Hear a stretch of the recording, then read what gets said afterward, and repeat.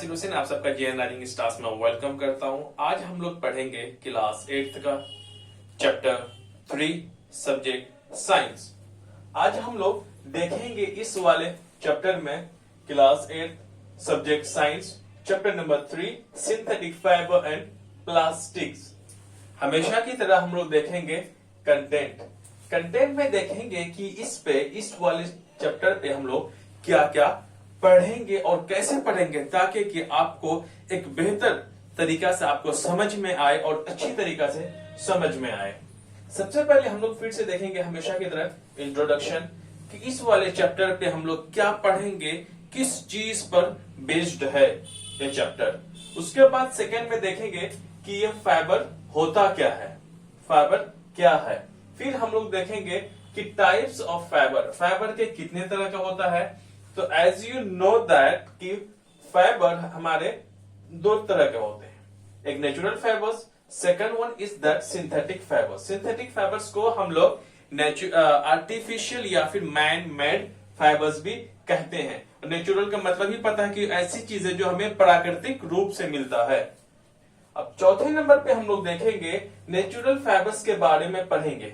Natural fibres होता क्या है, हम कहां से इनको ऑब्टेन करते हैं, क्या हमारे असल जिंदगी में इसका यूज है। फिफ्थ नंबर पे देखेंगे फिर इसी सिंथेटिक फाइबर्स को समझने की कोशिश करेंगे। मैंने सिर्फ टाइप बता दिया कि कितने टाइप का है, तो टाइप्स को मैं अलग अलग नंबर्स करके लिखा हूं क्योंकि अगर हम लोग सिंथेटिक फाइबर्स को अगर पढ़ेंगे तो हमें सिंथेटिक फाइबर्स के अंदर में टाइप्स ऑफ सिंथेटिक फाइबर है, कैरेक्टरिस्टिक्स ऑफ सिंथेटिक फाइबर्स है, इसलिए मैंने एक मेन नंबर सिस्टम नंबर में मैंने कर दिया है 5वें नंबर। फिफ्थ नंबर पे हम लोग सिंथेटिक फाइबर्स पढ़ेंगे। सिंथेटिक फाइबर्स के अंदर में हम लोग पढ़ेंगे कि टाइप्स ऑफ सिंथेटिक फाइबर्स, कितने टाइप्स का सिंथेटिक फाइबर्स होता है। वो होता है 5 टाइप का। वो कौन कौन सा 5 टाइप्स का सिंथेटिक फाइबर होता है। जब हम लोग सिंथेटिक फाइबर को अच्छे से समझेंगे then I will tell you and explain every word. Second में हम लोग पढ़ेंगे कैरेक्टरिस्टिक्स ऑफ सिंथेटिक फाइबर्स की खासियत क्या होती है। उसके बाद हम लोग 6 नंबर पे पढ़ेंगे प्लास्टिक्स। प्लास्टिक्स क्या होते हैं, इनके प्लास्टिक के कितने टाइप्स के होते हैं। फिर इन्हीं में टाइप्स ऑफ प्लास्टिक में हम लोग देखेंगे कि थर्मो प्लास्टिक क्या होता है, थर्मोसेटिंग प्लास्टिक क्या होता है। फिर 7वें नंबर पे हम लोग देखेंगे कैरेक्टरिस्टिक्स ऑफ प्लास्टिक्स। प्लास्टिक्स के खासियत को हम लोग यहां से समझने की कोशिश करेंगे। अब 8th नंबर पे है प्लास्टिक्स एंड एनवायरनमेंट, कि हमारा पर्यावरण है और प्लास्टिक्स के बीच में क्या रिलेशन है, किस हिसाब से प्लास्टिक्स का यूज करके हमारे पर्यावरण पॉल्यूटेड हो रहा है, प्रदूषण फैल रहा है प्लास्टिक की वजह से। क्या क्या इसके रीजंस हैं, इसके बीच के रिलेशन से बताएंगे कि प्लास्टिक और हमारे एनवायरनमेंट के बीच का रिलेशन क्या है, किस हिसाब से एक मतलब प्लास्टिक है हमारे एनवायरनमेंट के लिए एक दुश्मनी का भी काम करता है, उसको हम लोग देखने की कोशिश करेंगे। अब इन्हीं प्लास्टिक्स एंड एनवायरनमेंट के रिलेशन में हम लोग 2 चीजों को देखेंगे। पहला है बायोडिग्रेडेबल, दूसरा होगा नॉन बायोडिग्रेडेबल। इनको अच्छे से समझने की कोशिश करेंगे क्योंकि एग्जाम से अक्सर पूछे जाते हैं भाई बायोडिग्रेडेबल और नॉन बायोडिग्रेडेबल के बीच का डिफरेंसेस बताओ। Okay, this is a complete content of this chapter कि हमने देखा अच्छे से कि भाई कौन कौन सा नंबर पे हम कौन कौन सा टॉपिक को देखेंगे इस चैप्टर के अंदर में। हमने देख लिया कि इस चैप्टर को हम लोग टोटल 8 पॉइंट्स पे देखेंगे और इन्हीं 8 पॉइंट्स के अंदर में पूरे ही कंप्लीट चैप्टर को हम अच्छे से और बेहतर ढंग से समझ जाएंगे। अब हम लोग पहला नंबर इट मींस दैट कि इंट्रोडक्शन को अब हम शुरू करते हैं कि भाई इंट्रोडक्शन है क्या, इसमें क्या पढ़ने वाले हैं। मैंने तो बता दिया कि क्या क्या पढ़ना है। पहले देखते हैं इंट्रोडक्शन को। इंट्रोडक्शन में इट मींस दैट परिचय ऑफ दिस चैप्टर। इस चैप्टर का परिचय है कि भाई 10 clothes which we wear are made of fabrics. जो हम लोग कपड़ा पहनते हैं वो किनके बने हुए हैं, फैब्रिक्स का बना हुआ है। ठीक है, फैब्रिक्स का मतलब होता है, आप यहां पे लिखना जैसे मैंने लिखा है बिल्कुल A to Z आपको वैसे ही कॉपी करना है। फैब्रिक्स का मतलब होता है fabrics are made from fibres obtain from natural या फिर आर्टिफिशियल सोर्स। नेचुरल या फिर आर्टिफिशियल सोर्स से जो हमें फाइबर मिलता है, उन्हीं फाइबर से जो भी चीजें बनती हैं उन्हीं को हम लोग फैब्रिक्स बोलते हैं। आई बात समझ? फैब्रिक्स क्या होता है? जो ऐसे नेचुरल या फिर आर्टिफिशियल फाइबर से बनी हुई चीजें को हम लोग फैब्रिक्स बोलते हैं। आ रही ना? जैसे कि मैं कपड़ा पहना हूं, भी किसी फैब्रिक का बना होगा, राइट? ओके, अब हम लोग देखते हैं इन्हीं का अगला point. Fabrics are made from fibres obtain from natural या फिर आर्टिफिशियल सोर्स। वही चीजें हैं, फैब्रिक्स हमें कहां बनता है? फैब्रिक्स आर मेड कहां से बनता है भाई? उन चीजों से मिलता है जो कि हमें नेचुरल या फिर आर्टिफिशियल सोर्स से, जो कुल मिलाकर के फैब्रिक से बनने वाली चीजों को ही, फाइबर से बनने वाली चीजों को ही हम लोग फैब्रिक्स बोलते हैं। नेक्स्ट है, fibres are also used for making large variety of household articles. इन्हीं फाइबर्स का यूज करके हमारे घरों में कई सारे जरूरत की चीजें बनती हैं जो कि हमारे घरों में इस्तेमाल किए जाते हैं। जैसे कि हमारा कुकर का हैंडल बेकेलाइट का बना होता है, सस्पेन का हैंडल, तो कई ऐसी सारी चीजें हैं जो कि फाइबर्स का बना होता है। अब हम लोग फर्स्ट पॉइंट को इंट्रोडक्शन में हमने देख लिया कि भाई फाइबर क्या होता है। फाइबर क्या होता है मैंने ये नहीं बताया आपने कि फैब्रिक्स क्या होता है। फैब्रिक्स किन सब चीजों से मिलकर बनता है। कुल मिलाकर के हम इर्द गिर्द किस चीज का घूमेंगे? फैब्रिक्स का या फिर फाइबर का ही देखेंगे कि हमारे असल जिंदगी में फाइबर्स का कहां कहां इस्तेमाल होता है, फैब्रिक्स किन किन चीजों का फैब्रिक्स किन सब चीजों का मिलकर बना हुआ है। अब हम लोग सेकंड पॉइंट पे देखते हैं, that is what is fibre. अब हमारा शुरुआत थोड़ा सा इस टॉपिक एक पिकअप यहां से पकड़ता है। देखेंगे व्हाट इज फाइबर। फाइबर होता क्या है? Fibre is a thin thread of natural या फिर आर्टिफिशियल सब्सटेंस। कहता है यहाँ पे फाइबर एक थीन थ्रेड मतलब धागे की तरह एक पतली है। जैसे कि अगर ये मैं कपड़ा पहना हूं, ये भी बिल्कुल धागे की तरह होगा, जो कि बहुत सारे धागों से मिल करके हमारे कपड़े बनते हैं, है ना? आप देखेंगे कि अगर कॉटन क्लॉथ्स है तो आपसे बहुत सारे धागे, अगर आप देखेंगे पुरानी शर्ट हो तो बहुत सारे धागे आपको नजर आएंगे। तो वही कह रहा है कि फाइबर जो हमारा एक पतली सी लंबी थ्रेड धागे की तरह होता है, जो कि नेचुरल भी हो सकता है या फिर आर्टिफिशियल भी हो सकता है। Specially one that is used to make cloth. हम लोग कहां पे यूज करते हैं? कपड़ा बनाने के लिए या फिर हम लोग रॉप रस्सी को बनाने के लिए यूज करते हैं। जैसे कि कॉटन का क्लोथ्स हो, जीन्स हो या फिर उलन हो, ये सब के सब क्या होते हैं हमारे? फाइबर ही है। जैसे कि अगर हम कॉटन क्लॉथ की अगर हम बात करें तो ये हमारा नेचुरल फाइबर से बना हुआ है। अगर हम रोप की हम बात कर ले, रस्सी की बात कर ले, ये हमारा आर्टिफिशियल फाइबर से बना होता है।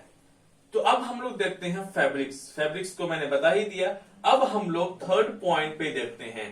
थर्ड पॉइंट है टाइप्स ऑफ फाइबर।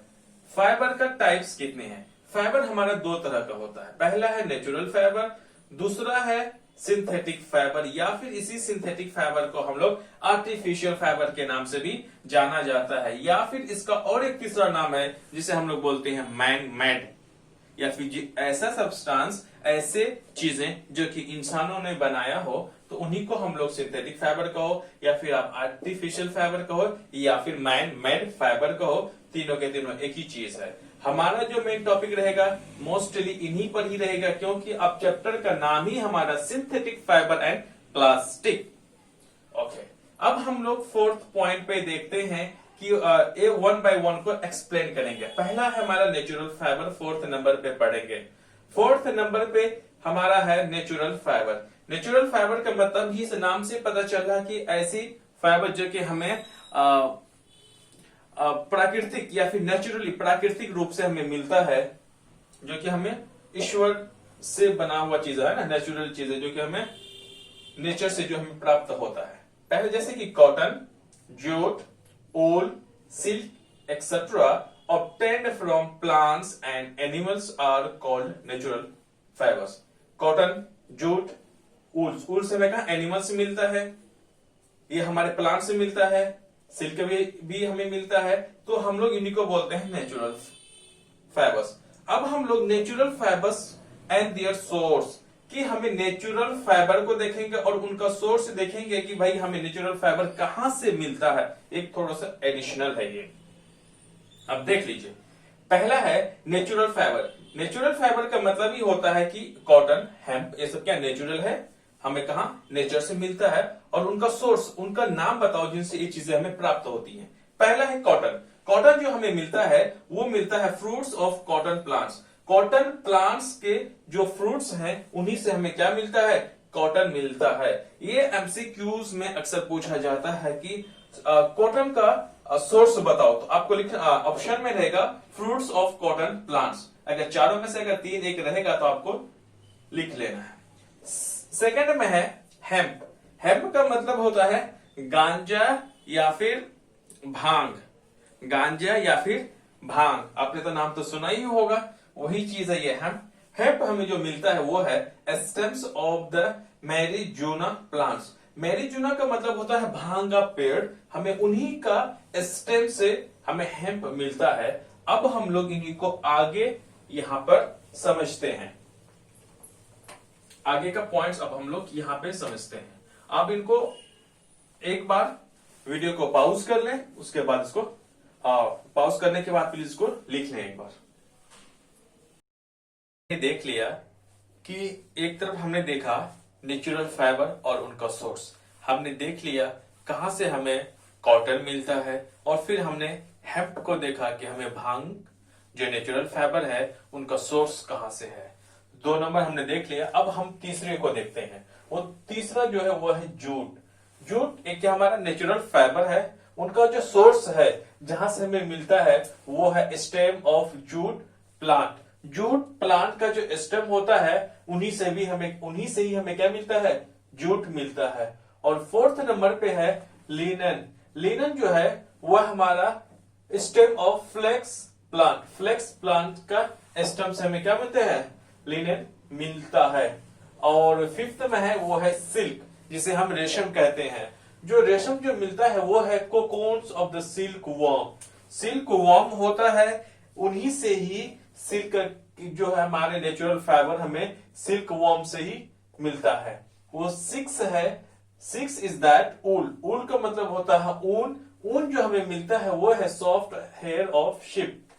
जो भेड़ है उन्हीं के नरम बालों से मिलता है। और साथ में गॉट, बकरियां के जो नरम बाल है उनसे भी मिलता है। रैबिट एंड कैमल, इन सारे एनिमल्स का जो सॉफ्ट हेयर होता है इन्हीं से ही ह्यूमन को मतलब हमें क्या मिलता है, ऊल मिलता है। ऊल एक नेचुरल फाइबर है। उनका सोर्स शिप है, गोट है, रैबिट है एंड कैमल, ऊंट है।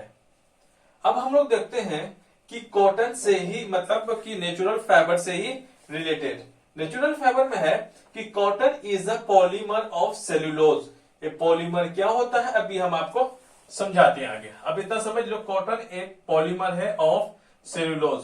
सेल्यूलोज का एक क्या है, पॉलीमर है, कौन, कॉटन। उसके बाद cellulose is made of a large number of glucose unit.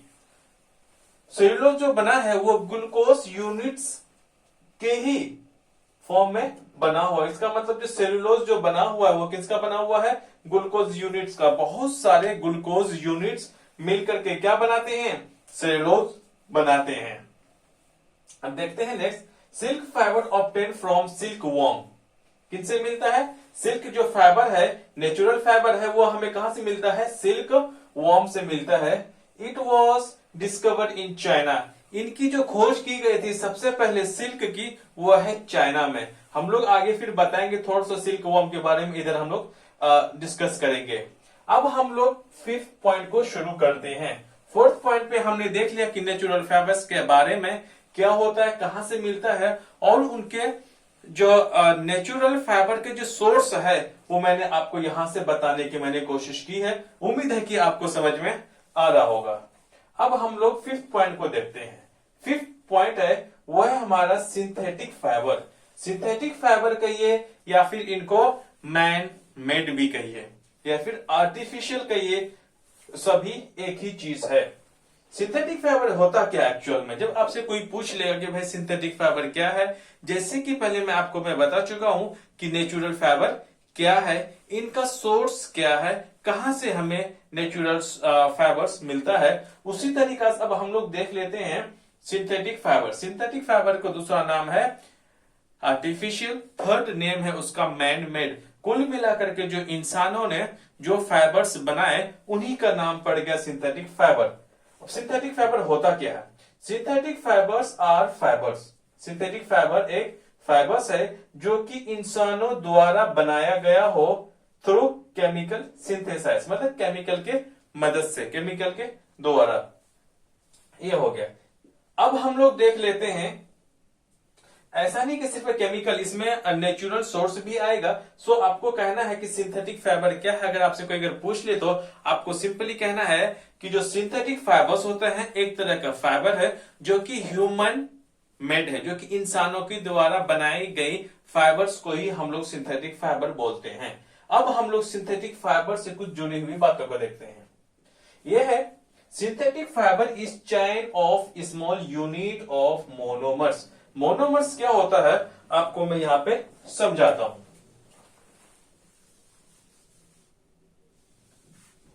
इनको आप कॉपी कर लेना।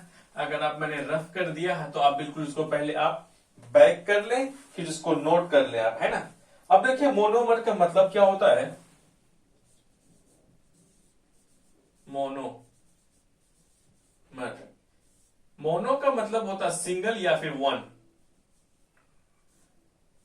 मर का मतलब होता है पार्ट या फिर यूनिट, पार्ट कह लें या फिर यूनिट कह लें। सो मोनोमर जो है, मोनोमर जो होता है वो सिंगल पार्ट का बना हुआ है। जैसे कि मैं बचपन में हम लोग, आपको पता नहीं आपने देखा कि नहीं देखा होगा, लेकिन एनसीईआरटी के बुक में है कि एक सांप टाइप का बना होता है। बचपन में हम लोग सांप से खेला करते थे। अब बिल्कुल डरे ना, सांप करने का मतलब ये है कि प्लास्टिक का बना हुआ होता था, प्लास्टिक का इस हिसाब से बना हुआ होता था। देखिए यहां पे, जैसे कि यहां पे fibre chain of small monomers का मतलब एक ये रहा, इनका लूप जब आपस में मिला दिया जाएगा तो ऐसे जब इनका लूप आपस में जब मिला दिया जाएगा आपको देखेंगे कि एक लंबी सी लाइन, मतलब एक लंबा सा बन जाता है। जब हम लोग सिंगल को, किसको, सिंगल को हम लोग क्या बोलेंगे, मोनोमर, मतलब सिंगल यूनिट, एक को बोलेंगे, है ना। एक वाले पार्ट को हम लोग क्या बोलेंगे, मोनोमर बोलेंगे। जब हम लोग कई सारे मोनोमर्स को आपस में ज्वाइन कर देते हैं तो कई सारे मोनोमर्स मिल करके किसका फॉर्मेशन करता है, वो करता है हमारा पॉलीमर का। पॉलीमर क्या होता है कि बहुत सारे मोनोमर्स का मिक्स करके जब उसको एक सारे में अगर हम मिक्स कर दें, इसको कंबाइन कर दें तो एक हमारे से क्या बनती है, लंबी से एक सिंगल यूनिट में बदल जाता है, पूरा होल में बदल जाता है। उन्हीं को हम लोग क्या बोलते हैं, पॉलीमर बनते हैं। जैसे कि अगर आप देखें, जब घर बनाया जाता है दीवार, तो कई सारे ईंटों से मिलकर के तब एक दीवार खड़ी होती है। तो अगर दीवार अपने आप में किसको माने, पॉलीमर्स को मान लो, है ना। जब पॉलीमर्स किस चीज का बना हुआ भाई, इसका मतलब दीवार किस चीज की बनी हुई है, वो है सिंगल ईंटों का। तो इनको आपने एक सिंगल ईंट मानो, ब्रिक्स मानो, तो कई सारे सैकड़ों, हंड्रेड्स ऑफ ब्रिक्स मिलकर के तब एक दीवार बनती है। उसी हिसाब से कई सारे मोनोमर्स आपस में मिला करके तब एक सिंगल यूनिट में जब वो बन जाता है एक बिग साइज में, then you can say that is polymer. आ गई बात समझ में। दीवार अपने आप में एक पॉलीमर है, ईंट अपने आप में मोनोमर है। तो कई सारे ईंटों को मिला करके जैसे एक दीवार खड़ी की जाती है, उसी तरीका से कई सारे मोनोमर्स को आपस में मिला करके क्या बनाया जाता है, पॉलीमर्स बनाया जाता है। सो पॉलीमर की बात में तो आ गई समझ में कि आपको कि पॉलीमर्स क्या होते हैं। ओके, अब हम लोग, तो हमने सिंथेटिक फाइबर्स से रिलेटेड कुछ चीजों को हमने देख लिया। अब हम लोग देख लेते हैं सिंथेटिक फाइबर्स के अंदर में, वो है पहला पॉइंट। फर्स्ट पॉइंट जो है वो है आपका टाइप्स ऑफ सिंथेटिक फाइबर्स, कि सिंथेटिक फाइबर्स कितने तरह का होता है। There are 5 types. Synthetic fibre आपका 5 तरह का होता है। 5 टाइप्स का जो सिंथेटिक फाइबर्स होता है उनमें से हम लोग 1 बाय 1 को अच्छे से और बेहतर ढंग से देखने की कोशिश करते हैं। पहला है रेयॉन। पहला पॉइंट क्या है? रेयॉन। इन्हीं रेयॉन को हम लोग आर्टिफिशियल सिल्क कहा जाता है, इन्हीं रेयॉन को। अब तो जब सिल्क की बात आ जाती है आप सोचेंगे अरे यार ये तो बिल्कुल रेशम की बात कर रहे हैं। जैसे कि मैंने आपको यहां में मैंने बता दिया आपको कि सिल्क की जो डिस्कवरी की गई थी या फिर सिल्क वॉर्म की डिस्कवरी की गई थी वो चाइना में की गई थी। जब सिल्क वॉर्म की डिस्कवरी की गई थी चाइना में तो बहुत लंबे टाइम तक चाइना वालों ने, उसकी आदत है अभी भी चाइना वालों ने अपना जो इंटरनल कोई भी इंफॉर्मेशन बाहर जल्दी होने नहीं देते। चाइना वालों की एक खासियत कहिए, उनकी एक खासियत यही है वो कभी भी अपना इंफॉर्मेशन बाहर लाने नहीं देता है। वो डिप्रेशन बहुत ज्यादा होते हैं, कोई भी उनके खिलाफ जल्दी नहीं आता है। उसी हिसाब से अभी से नहीं है, सदियों से चली आ रही है। तो जैसे ही सिल्क वॉर्म की खोज की गई थी चाइना में तो चाइना वाले ने उसको बहुत लंबे टाइम तक वो किसी को नहीं बताता था, उन्हीं को सिल्क की यूज बहुत ज्यादा करता था। जो ओरिजिनल जो सिल्क होता है रेशम, ये इनके जो भी इनके प्रोडक्ट्स बनते हैं ये बड़े महंगे होते हैं, कॉस्टली होते हैं। लेकिन एक वक्त आया 19th सेंचुरी 19वीं शताब्दी के लास्ट में साइंटिस्टों ने खोज निकाला कि यार क्योंकि ह्यूमन तो बहुत सारे हैं, लोग बहुत सारे हैं, रेशम को जो देने वाले जो वॉर्म्स हैं वो बड़े कम हैं, तो कैसे लोग सबको इसका यूज कर पाए, इनका जो फायदा ले सके। तो साइंटिस्टों ने 19वीं शताब्दी में इसकी खोज कर ली पूरी तरीका से कि हम लोग सिल्क को मैन मेड भी बना सकते हैं। जब साइंटिस्टों ने इसकी खोज किया तो उसी मैन मेड या फिर आर्टिफिशियल सिल्क का नाम क्या दे दिया? रेयॉन दे दिया गया। इसलिए दिया गया क्योंकि ये रेयॉन अपने आप में एक चीपर और बेस्ट होता है as compare to original silk. तो लगता ऐसा है कि जल्दी इतना आसान तरीका नहीं है कि आप रेयॉन को और ओरिजिनल सिल्क को आप आइडेंटिफाई कर सको। लेकिन रेयॉन में और ओरिजिनल सिल्क में बनने वाले जो प्रोडक्ट्स हैं दोनों में क्वालिटी में फर्क होता है और ये सस्ते भी होते हैं। अब हम लोग का मतलब यहाँ की रेयॉन क्या होता है उनके बारे में कुछ एक कंप्लीट जानकारी हम आपको दे सके। रेयॉन के बारे में है, rayon fibre was obtained by chemical treatment of wood pulp. Wood pulp होता है, आप देखते हैं अगर वुड की हम बात करें तो ये अपने आप में क्या है? नेचुरल सोर्स है। लेकिन हम तो बात करते हैं आर्टिफिशियल सिल्क की। लेकिन जो रेयॉन जो बनता है वो हमें एक केमिकल ट्रीटमेंट करके तो मिलता है, लेकिन वुड पल्प अपने आप में क्या है? एक नेचुरल सोर्स है जिसे हम सेलुलोज कहते हैं, या फिर इसी वुड पल्प का सेलुलोज को यूज करके रेयॉन बनाया जाता है। It was the first artificially made fibre. जो सबसे पहले अगर आर्टिफिशियल अगर कोई भी फाइबर बनाया गया तो सबसे पहले साइंटिस्टों ने अगर खोज की वो है रेयॉन बनाना शुरू किया, रेयॉन को खोज की गई। पहला क्या है? Artificial made fibre. Next point है रेयॉन रिसेंबल सिल्क। रेयॉन्स को इस हिसाब से बनाया गया कि वो बिल्कुल किसका? रेशम की तरह, सिल्क की तरह दिखने लगे। उसी तरीका से उसको रिसेंबल्स किया। रेयॉन को ऐसा लगता कि जैसे ये सच में क्या हो? सिल्क हो, रेशम हो। So it is also known as artificial silk. इन्हीं को हम लोग क्या बोलते हैं? आर्टिफिशियल सिल्क भी बोलते हैं। नेक्स्ट है rayon can be dyed in different colors and is much cheaper than silk। हम लोग कई सारे रेयॉन्स को मल्टी कलर्स में हम लोग यूज करते हैं। जैसे कि आपने अगर घरों में बनाने वाले जो कारपेट का यूज करते हैं, कई सारी चीजें रेयॉन से बनता है। तो अलग अलग तरह के कारपेट अगर आपने घरों में देखा होगा, महंगे महंगे कालीन, वो सब के सब किनके बने होते हैं? रेयॉन्स के बने होते हैं। क्योंकि इसका अलग अलग कलर्स को भी क्या जाता है, अलग अलग कलर्स में हमें रेयॉन मिल जाता है। उन्हीं की वजह से हमें अलग अलग किस्म के प्रोडक्ट्स बनाते हैं जो कि रेयॉन से बनने वाला प्रोडक्ट्स हो। नेक्स्ट पॉइंट है this is mix with cotton to make bedsheet. अगर हम लोग रेयॉन को किसके साथ मिक्स कर दें? कॉटन के साथ अगर हम लोग रेयॉन को मिक्स कर दें तो हमें क्या मिलेगा? बेडशीट मिलेगा। या फिर जब हम लोग किनको रेयॉन को मिक्स कर दे किसके, ऊन के साथ, ऊन के साथ, तो हमें क्या मिलेगा, कारपेट मिलेगा। इसीलिए कारपेट थोड़ा सा क्या होते हैं, गद्देदार होते हैं ना, सॉफ्टनेस होता है बिकॉज ऑफ वूल। दूसरा और सेकंड पॉइंट है, rayon is use to make apparels such as jacket, track suit, tyre cords, surgical dressing. तो एक कई सारी चीजें जो बनते हैं वो रेयॉन्स की मदद से बनते हैं या फिर रेयॉन से बनते हैं। अब हम लोग आगे देख लेते हैं। Rayon is obtain from a natural source. यही एक ऐसा आर्टिफिशियल सिल्क है या फिर फाइबर है, आर्टिफिशियल फाइबर है रेयॉन, जो कि इनका जो बनता है वो नेचुरल सोर्स से ही बनता है। जैसे कि मैंने पहले आपको बता दिया कि वुड पल्प हमारा नेचुरल सोर्स है। ओके, रेयॉन कहां से मिलता है भाई, नेचुरल सोर्स ही बनता है, लेकिन ये हम लोग किसका केमिकल ट्रीटमेंट करके बनाते हैं। नेक्स्ट है, it is cheaper than silk and can be move like oven like silk fibre. इसी तरह की ये सस्ते होते हैं, किनसे, सिल्क से, और हम लोग इसको वोवन लाइक सिल्क फाइबर की तरह ही हम उसे बुन सकते हैं। जैसे कि सिल्क की दूसरी चीजें बनती हैं तो हम रेयॉन को एज अ सिल्क की तरह क्या कर सकते हैं, बुन सकते हैं, बना सकते हैं, बट इन अ चीपर, हम इसे कैसे, सस्ते में बना सकते हैं।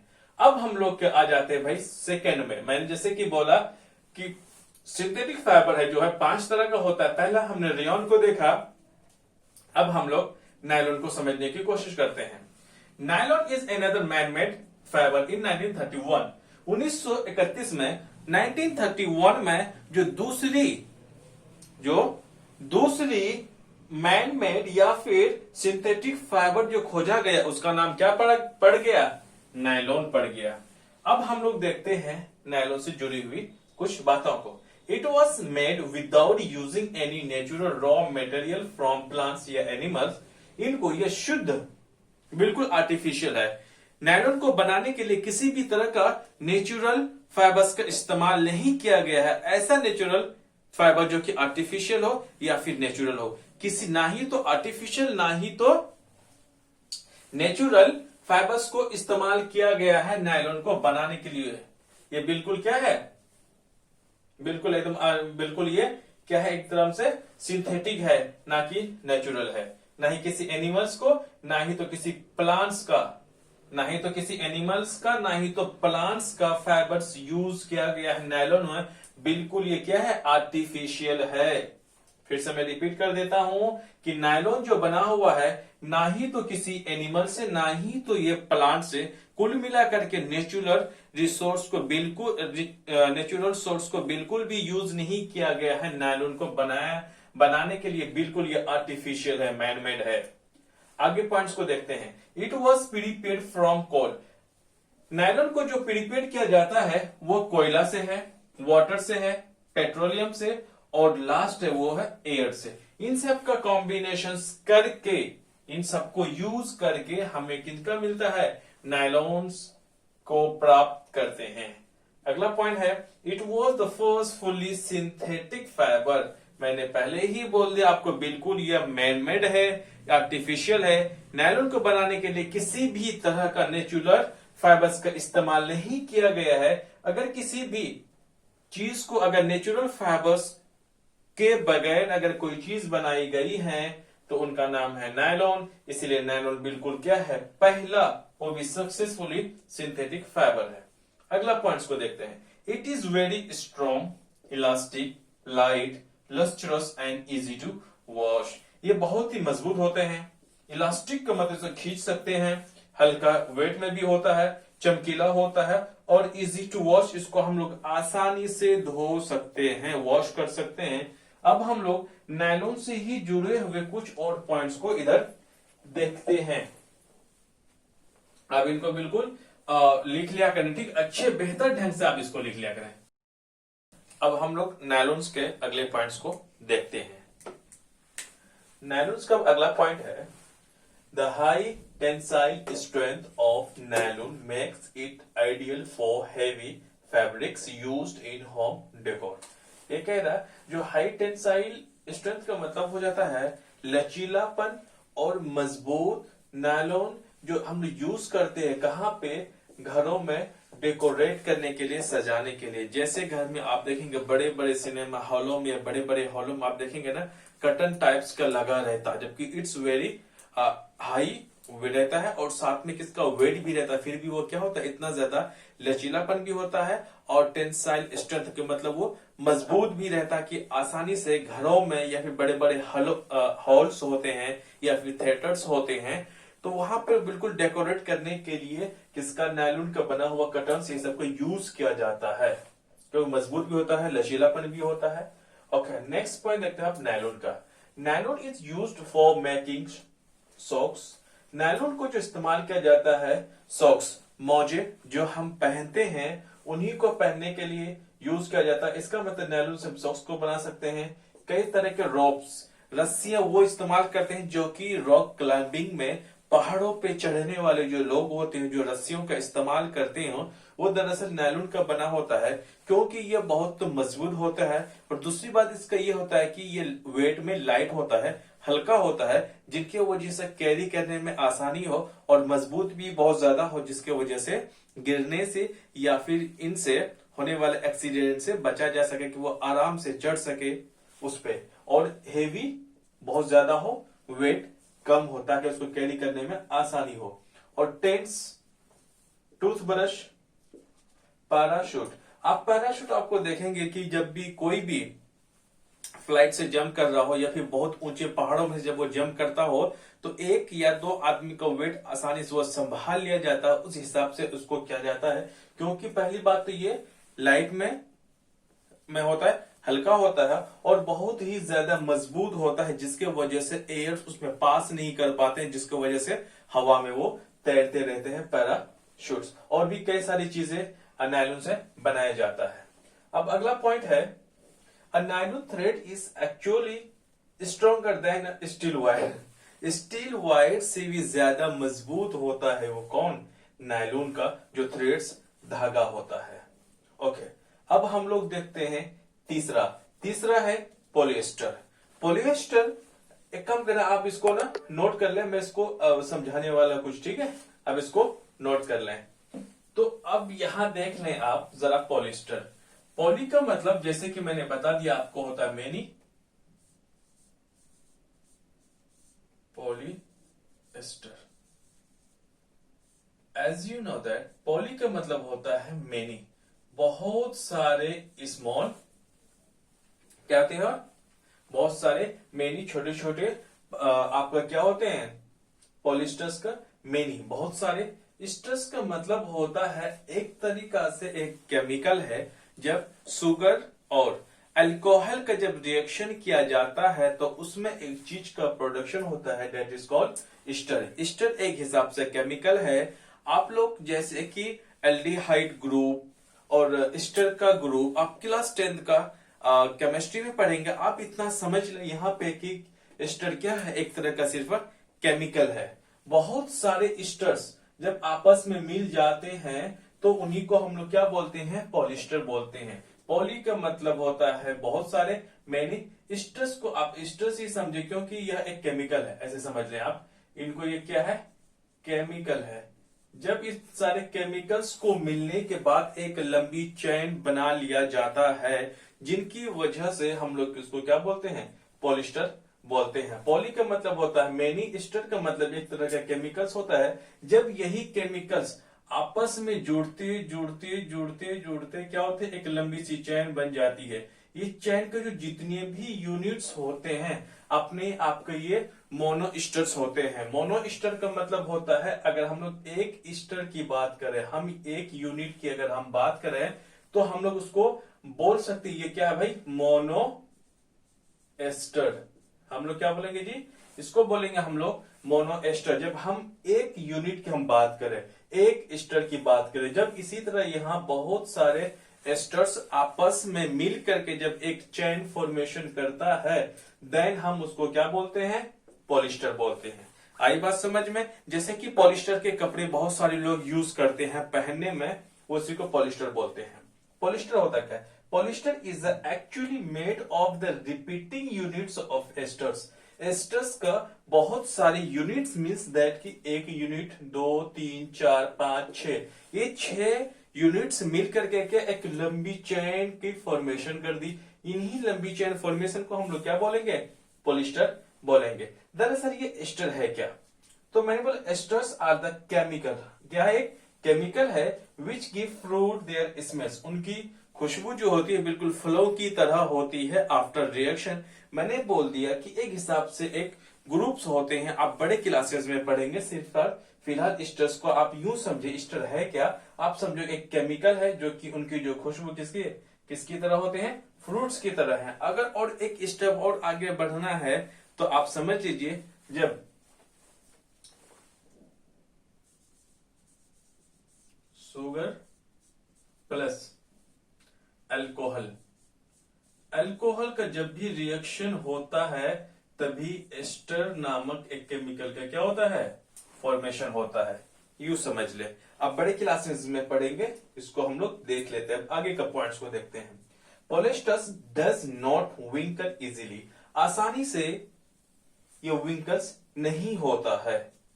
और आगे हम लोग देखते हैं, एक है terylene is a popular polyester and it can be drawn into very fine fibers that can be woven like any other yarn। ये कहता है टेरालिन जो है एक पॉपुलर पॉलिएस्टर में से एक है और इसको हम लोग इस हिसाब से पतले धागे में कर सकते हैं, इतने पतले धागे में कर सकते हैं जैसे कि अदर दूसरे धागा से हम अगर कुछ और बुनते हैं। जैसे कि मैं मान लेता हूं आपके घरों में आपके कोई भी फीमेल में अक्सर क्या करते हैं ना, ठंडियों के दिनों में वो स्वेटर या मुफलर ऊन से बुना करते हैं। तो वो जो जिस ऊन से करते हैं वो क्या होते हैं? एक तरह के थ्रेड होते हैं, बट इन वो जो थोड़े से मोटे होते हैं। बट हम लोग पॉलिएस्टर को हम इतने पतले धागे में कर सकते हैं और धागे अपने आप में मजबूत होता है। हम दूसरे चीज इनसो जैसे हम स्वेटर बुनते हैं ऊन से, उसी तरीका से पॉलिएस्टर का जो भी थ्रेड बनेगा उनसे हम जो चाहें, जो इनसे बनने वाले प्रोडक्ट्स को हम लोग आसानी से बुन सकते हैं, ओवन कर सकते हैं दूसरे धागे की तरह, यार्न की तरह। अब हम लोग आगे के पॉइंट्स में देखते हैं पॉलिएस्टर से रिलेटेड। पॉलिएस्टर में हम देखते हैं पीईटी। पीईटी का मतलब होता है पॉली इथाइलिन टेरेफ्थलेट, पॉली इथाइलिन टेरेफ्थलेट, यही होता है पीईटी। इसका जो यह भी एक क्या है? पॉलिएस्टर है। इनका जो इस्तेमाल किया जाता है बॉटल्स को बनाने में, यूटेंसिल्स को बनाने में, और फिल्म का मतलब वो नहीं जो हम मूवीज में देखते हैं। फिल्म का मतलब ये हुआ जब भी आप कभी डॉक्टर के पास गए होंगे, जब भी एक्सरे किए होंगे या फिर सीटी स्कैन किया होगा, तो एक शीट देते हैं व्हाइट कलर में, जिसमें डॉक्टर्स क्या करते हैं? लाइट के सामने रख करके देखते हैं कहां पर डैमेज है या नहीं है। वो इंटरनल जो ऑर्गन्स होते हैं ना, उनको स्टडी किया जाता है। तो वही जो एक्सरे या फिर सीटी स्कैन जिस शीट पे की जाती है उन्हीं को हम लोग फिल्म में बोलते हैं। दरअसल क्या होता है? मजबूत होते हैं ना, जब आप उसको हिलाओगे ना तो आवाजें आने लगेंगे, जल्दी वो फोल्ड नहीं होंगे, राइट। तो वो क्या होता है? दरअसल वो पॉलिएस्टर ही होता है, क्योंकि उसमें बहुत सारे एस्टर से मिल करके बना हुआ है। और इससे हम लोग कई सारे अदर प्रोडक्ट यूजफुल, फायदेमंद, यूजफुल हमारे जो उपयोगी के लायक चीजें बना सकते हैं पॉलिएस्टर से। पॉलिएस्टर सबसे अच्छा एग्जांपल है इसका कपड़ा। कपड़ा सबसे अच्छा एग्जांपल है पॉलिएस्टर का, वो है कपड़ा। आप देखेंगे कि पॉलिएस्टर के जो कपड़े होते हैं वो जल्दी बिल्कुल आप आसानी से क्या होते हैं, जैसे कॉटन के कपड़े अगर आप एक साथ इकट्ठा करके दबा लो, शर्ट है, शर्ट को दबा लोगे ना तो उसमें क्या निशान आ जाते हैं। But in case of polyester में जब उसको एक साथ रखोगे फिर फैलाओगे ना, उसमें क्या रिंकल्स नहीं आता है, राइट। वो तो बिल्कुल क्या होता है, उसको पहनना उतना कंफर्टेबल नहीं होता है as compare to the cotton कपड़े के कंपेयर में। ओके, अब हम लोग आगे बढ़ते हैं। आगे बढ़ने के क्रम में अब हम लोग चौथा पॉइंट देखेंगे। वो चौथा जो हमारा पॉइंट है दैट इज एक्रेलिक। एक्रेलिक होता क्या है? देखें इसको। Acrylic is known as artificial wool. क्या बोलते हैं इसको? हम लोग आर्टिफिशियल वूल बोलते हैं। जैसे कि अगर हम लोग आर्टिफिशियल सिल्क बोलते हैं रेयन को, इसी हिसाब से अगर हमें आर्टिफिशियल वूल अगर किसी को कहा जाता है वो है एक्रेलिक को। या फिर इन्हीं को दूसरा नाम है सिंथेटिक ऊल, जो कि इंसानों ने या फिर ह्यूमन मेड ऊल बोलते हैं उसको, बिकॉज इट रिजेंबल्स ऊल। अब देखे इसका हम लोग इस्तेमाल क्यों आया, ये इसको उसी हिसाब से समझे जैसे मैंने आपको रेयन के बारे में बताया कि सिल्क इतने ज्यादा एक्सपेंसिव होते हैं, महंगे होते थे, तो उन्हीं को साइंटिस्टों ने फिर लगभग 19 सेंचुरी में कुछ ऐसे इन्वेंट्स किए कि जो सिल्क के तरह ही हमें प्रोडक्ट्स मिल सके जो कि ओरिजिनल सिल्क से मिलता है। उसी तरीका से जैसे कि हम एनिमल से जो ऊल निकालते हैं, एनिमल से बड़े कम है, इंसान तो बहुत ज्यादा हैं। अगर सबको ठंडों के दिनों में से गर्म कपड़े चाहिए, हमें उलन्स के कपड़े चाहिए, हमें स्वेटर चाहिए, जैकेट चाहिए, ब्लैंकेट्स चाहिए, बेडशीट भी होते हैं उलन का, तो इनको प्राप्त करना इतना आसान नहीं होता और इतना बहुत महंगे भी होते। तो जो इकोनॉमिकली जो वीक आदमी, जो फैमिलीज होती हैं, उतने एफर्ट नहीं कर पाते, तो उन्हीं को मद्देनजर रखते हुए साइंटिस्टों ने क्या किया, एक ऐसी खोज निकाला जो कि ऊल के तरह ही हो, ऊन ही हो, लेकिन उतना महंगा ना हो, सस्ता हो। वो जरूरी नहीं है कि जो वो ऊल जो हम एनिमल से, शिप से, गोट से, कैमल से, रैबिट से जिस ऊल को हम ऑब्टेन करते हैं, अब हम लोग कुछ ऐसे तरीके साइंटिस्टों ने निकाला कि भाई जो वो हम लोग जो जानवरों से जो ऊल लेते थे, अब हम लोग कहीं और आर्टिफिशियली हम बनाएंगे ताकि लोगों को इसको यूज करने में आसानी हो। और इसमें जो हमेशा जो भी सिंथेटिक फाइबर्स होते हैं, ये ज्यादा ड्यूरेबल, मजबूती होता है as compare to the natural fibre के कंपेयर में। ओके, तो जो हम लोग यूज करते हैं, तो अब हम लोग सिंथेटिक वूल भी बोलते हैं क्योंकि रिसेंबल्स उसको इस हिसाब से बनाया जाता है, आपको लगता है कि वाकई ये ओरिजिनल ऊन का ही बना हो, लेकिन ये ओरिजिनल ऊन का बना नहीं होता। होता है बहुत कुछ, लेकिन बहुत कुछ नहीं होता है। जैसे कि हम जैकेट्स पहनते हैं, स्वेटर्स पहनते हैं, ब्लैंकेट्स वगैरह जो पहनते हैं, वो बिल्कुल किसका, इन्हीं एक्रेलिक का यूज करते हैं। Acrylic is cheaper than natural wool and can be dyed in various colours. यहाँ पे लिखा हुआ जो एक्रेलिक होता है, ये सस्ते होते हैं as compare to the natural wool. इसके नेचुरल ऊल्स जो होते हैं वो महंगे होते हैं, लेकिन एक्रेलिक जो होता है वो सस्ते होते हैं, लेकिन be dyed in various colour, या फिर ये अलग अलग तरह के कलर्स में पाया जाता है। आप देखेंगे अगर स्वेटर भी लोग पहनते हैं उनका तो अलग अलग कलर का पहनते हैं, आपने तो देखा ही होगा। और ब्लैंकेट्स भी होता है, वो भी अलग अलग कलर्स का होता है। जैसे कि इसको आप बिल्कुल को रिलेट कर सकते हैं रेयन से। रेयन को जिस हमने देखा था रेयन का कि ये बिल्कुल आर्टिफिशियल सिल्क है, उसी तरह से ये आर्टिफिशियल ऊल है, ऊन है। Okay, this makes acrylic is very popular among the fabrics. Fabrics में से ये बहुत ज्यादा फेमस है, इसके वजह भी है। जो सिल्क के लोग बहुत कम मतलब ज्यादातर लोग यूज नहीं करते हैं, बट इन केस ऑफ अगर ठंडी है तो कपड़े की जरूरत, स्वेटर की, जैकेट के, ब्लैंकेट्स की जरूरत हर इंसान को है। इसीलिए जैसे कि अगर मैंने बोला रेयन से जो बनने वाले होते हैं प्रोडक्ट्स, जैसे कि कालीन को ले ले, हर लोग इस्तेमाल इनको नहीं किया जा सकता।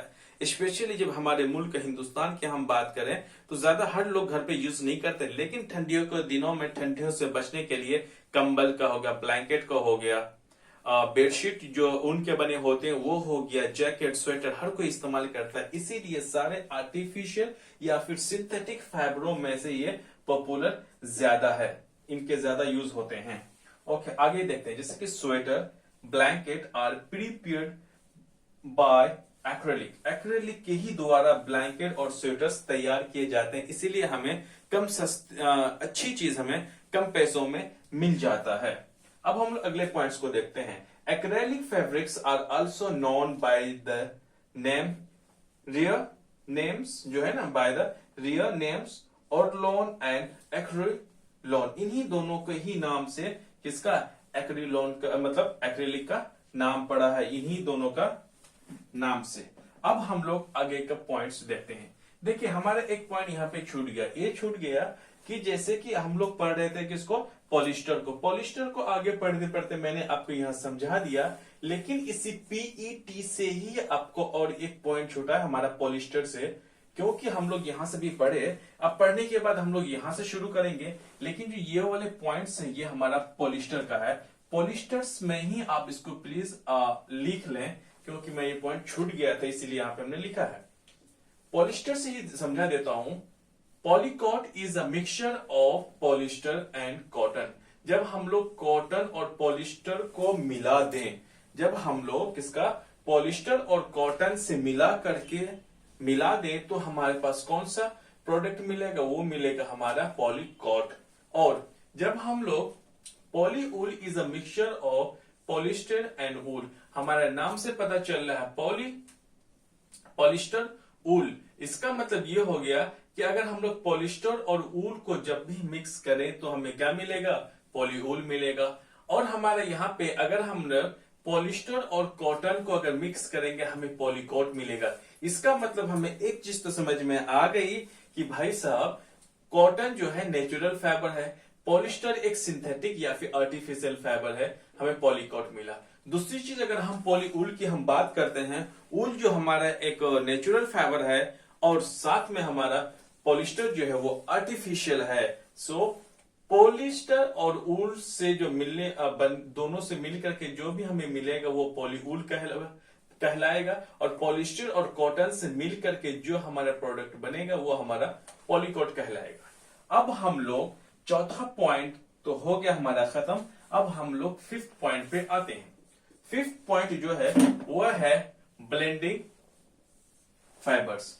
ब्लेंडिंग फाइबर्स मतलब क्या होता है, आपको जरा सा समझाने की मैं कोशिश करता हूं। पहले है by mixing different kinds of fibres a new fabric with unique properties can be created. Such fabrics are called blended fabric. इसका मतलब ये हो गया, मैंने ये बोला इंग्लिश में ये बोला कि भाई साहब अगर हम लोग अलग अलग तरह का फाइबर्स को जब हम लोग मिला करके जब बनाते हैं तो हमें जो तीसरा किस्म का जो अलग सा जो न्यू फैब्रिक बनता है, बिल्कुल वो अलग प्रॉपर्टीज के साथ बनता है, उनकी क्वालिटी अलग होगा, राइट। और उसी को हम लोग जो क्रिएटेड करते हैं, इन्हीं जो यूनिक प्रॉपर्टीज के साथ जो नया फैब्रिक बना है उन्हीं को हम लोग ब्लेंडेड फैब्रिक कहते हैं। जैसे कि एग्जांपल्स कुछ लेता हूं, जैसे कि कॉटन प्लस टेरिलीन, तब क्या बनेगा, टेरिकॉट बनेगा। वूल प्लस टेरिलीन, जब भी हम लोग मिक्स करेंगे इन दोनों को तो हमें कौन सा चीज बनेगा जी, वो बनेगा हमारा टेरी वूल।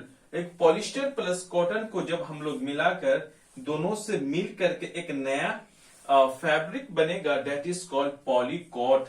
अब हमारा नेक्स्ट है पॉलिस्टर और वूल। जब हम लोग पॉलिस्टर और वूल को जब मिला देंगे तो हमारा एक नया अलग किस्म का फैब्रिक बनेगा, दैट इज कॉल्ड पॉलीवुड। तो ये समझ में आ गया। तब आप फिर हमें कहोगे अरे सर हमें तो समझ में आ गया कि आपने क्या क्या बोला। तो आप ये समझ गए होंगे कि मैंने यहाँ पे एक लिखा, जितने भी चीज हैं अगर आप गौर से अगर देखें, ये हमारा नेचुरल फाइबर है, ये आर्टिफिशियल है। क्योंकि टेरिलीन जब मैंने यहाँ पे आपको मैंने बताया था, पॉलिस्टर में ये रहा टेरिलीन अपने आप में एक सिंथेटिक फाइबर है। तो मतलब ये हो गया एक सिंथेटिक एक नेचुरल। कुल मिलाकर के अगर हम ब्लेंडिंग फाइबर्स को अगर हम समझें, एक हिसाब से होगा एनएफ का मतलब होता है नेचुरल फाइबर्स, फैब्रिक कह सकते हैं। दूसरा होता है हमारा एस से सिंथेटिक फाइबर। दोनों को हम जब मिलाएंगे तभी हमारा क्या बनेगा, ब्लेंडिंग फाइबर्स। इनको एक शॉर्ट फॉर्म में आप लिख लीजिए ताकि आपको समझने में आसानी हो। एक तरफ रहेगा हमारा नेचुरल फाइबर्स, दूसरी तरफ रहेगा सिंथेटिक फाइबर। जब हम दोनों को मिला देंगे तभी जन्म होता है एक अलग किस्म का फैब्रिक का, जिसे हम लोग कहते हैं blending fibres. Okay, so guys मैं इस वीडियो को यहीं पे अंत करता हूं। इनके पास जो बचे हुए जो पॉइंट्स है मैं वो अगले वीडियो में फिर मैं आपके साथ फिर अच्छे से मैं डिस्कस करने की कोशिश करूंगा। कोशिश तो हमारी अच्छी ही रहती है, मुझे पता है, फिर भी आप अपना एक फीडबैक देकर के हमें बता सकते हैं कि इसमें कुछ कमी तो नहीं रह गया, किस हिसाब से मैं आपको बेहतर से बेहतर ढंग से मैं समझाने की मैं कोशिश कर सकूं। वाकई आपको जब लगता है कि कोई भी मेरे वीडियोस अगर अच्छे हैं तो प्लीज कमेंट करें। कमेंट करने से क्या होता है, हमें एक एनर्जी की तरह काम करना पड़ता है। जिस वक्त मैं वीडियो बना रहा हूं बिल्कुल मैं अकेला ही हूं, करना पड़ता है आप लोगों को खिदमत के लिए, क्योंकि जब आप हमें इसको हमारे वीडियोस को जब आप शेयर करेंगे, लाइक करेंगे और कमेंट्स करेंगे, तो भी हमें हमें पता चलेगा वाकई ही जो मैं मेहनत कर रहा हूं, ताकि कि जो मैं मेहनत कर रहा हूं वो सही डायरेक्शन पे मैं मेहनत कर रहा हूं। अगर और इसमें कुछ और मेरा एक्स्ट्रा एफर्ट्स की जरूरत है तो प्लीज आप कमेंट बॉक्स में जरूर बताएं। Thank you very much.